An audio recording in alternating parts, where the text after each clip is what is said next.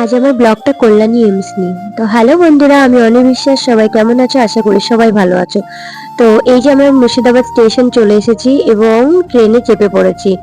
আর আমার মধ্যে কিন্তু একটা ভালো গুণ আছে, গুণটা আমি নিজে বড়াই করছি না, মানে এটা আমার অনেক দিন ধরেই, মানে আমি কাউকে দাঁড়িয়ে দেখলে আমার খুব কষ্ট হয়, জন্য তাকে আমি বসতে দিই। তো চলো আমি এই যে কল্যাণীতে নেমে পড়লাম এবং তাড়াতাড়ি করে যাচ্ছি যাতে অটোতে লাইন না দিতে হয়।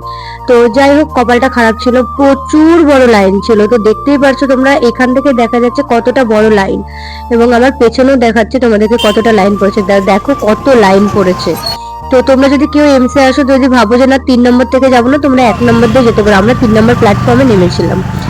তো চলো, এই জার্নি শুরু হলো এবং এমস এর সামনে এসে নামলাম। আর এমস এর সামনে এখন টোটো পাওয়া যায়, তো আমরা টোটো করেই রওনা হলাম। তো এমস এর ভেতরে গিয়ে আমার আজকে একটা ছোট্ট বায়োপসি আছে। তো সেই বায়োপসির জন্য আমি এসেছি। তো জীবনে অনেক কষ্ট থাকে মানুষের, তো আমি সেরকম এইসব নিয়ে আমি কখনোই ভাবি না যে আমার এই হয়েছে সেই হয়েছে। আমি সবসময় ফ্রি থাকার চেষ্টা করি, ভালো থাকার চেষ্টা করি এবং পজিটিভ থাকার চেষ্টা করি।